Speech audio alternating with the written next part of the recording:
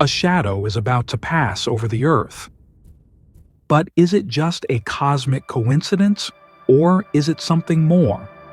This March, a partial solar eclipse will cast its shadow across North America, much of Europe, and Russia, reaching as far south as Morocco, where even a thin sliver of the sun will be veiled by the moon.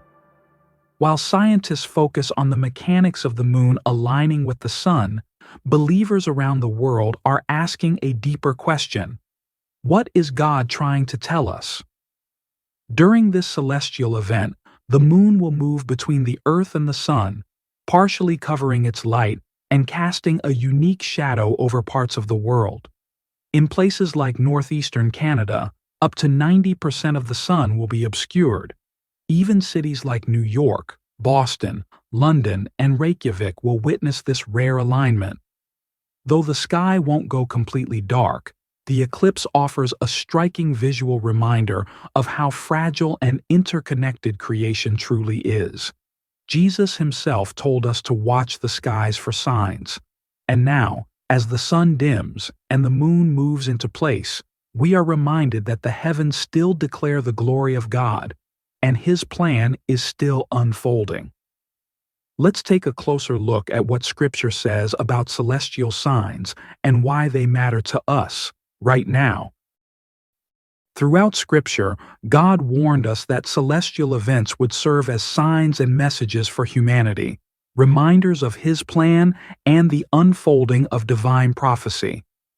Jesus himself spoke of signs in the heavens, and the prophets of old described cosmic disturbances as part of God's timeline.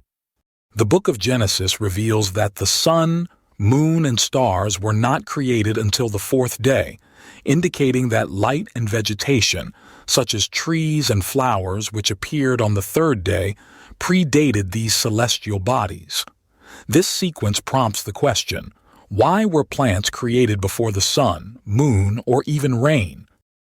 Genesis 1:14-19 provides insight, stating, "Then God said, 'Let there be lights in the vault of the sky to separate the day from the night, and let them serve as signs to mark sacred times, and days, and years.'" This passage suggests that the sun and moon were intended for roles beyond mere light sources. They were to delineate day from night, mark significant events, seasons, and sacred times, and to offer signs and warnings. The concept of God utilizing celestial events as significant markers is firmly rooted in biblical narrative. For instance, Mark 15:33 documents a profound moment of darkness that enveloped the land from noon until 3 in the afternoon on the day of Christ's crucifixion. Similarly, Revelation 6:12 describes a moment when, upon the opening of the sixth seal, a great earthquake occurs. The sun turns black like sackcloth made of hair, and the moon appears blood red. Furthermore, Zechariah 14:6-7 speaks of a day known only to the Lord, marked by the absence of sunlight or the cold of frosty darkness, a day without distinction between day and night yet illuminated at evening. Joel 2:10 also draws a connection between celestial and terrestrial upheaval, depicting a scene where the earth quakes, the heavens tremble, the sun and moon darken, and the stars lose their brightness. These passages collectively highlight a biblical pattern linking significant earthly events with celestial phenomena. But what does this mean for us as believers? When the world hears about asteroids, pandemics, or natural disasters, fear spreads like wildfire.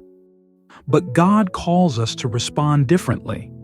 We aren't to be anxious about tomorrow because our trust isn't in scientists, technology, or governments.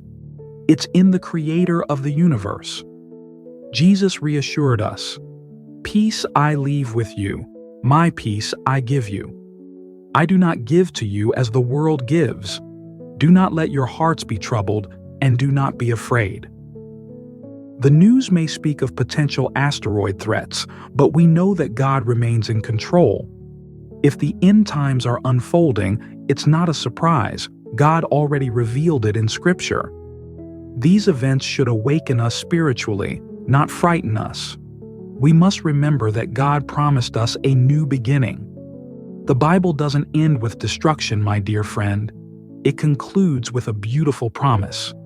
After the current world passes away, God will create a new heaven and a new earth, a place without suffering, fear, or death. Then I saw a new heaven and a new earth, for the first heaven and the first earth had passed away. So, instead of worrying about asteroid probabilities, we should focus on our spiritual readiness. Jesus often reminded his followers to stay alert and prepared for his return. The signs in the heavens aren't random, they're reminders of God's sovereign timeline. And as Christians, we're called to lift our eyes in faith, even as the world looks up in fear. The same God who holds the universe together holds our future securely in His hands. Stay grounded in His Word, pray without ceasing, and trust that, no matter what comes from the sky, God's eternal kingdom remains unshakable. If this message resonated with you, share it with others who need hope in uncertain times. Also, leave a comment below with your thoughts about these recent events. Don't forget to subscribe for more insights on biblical prophecies and God's unshakable plan. Let's continue to seek God's truth together. God bless you.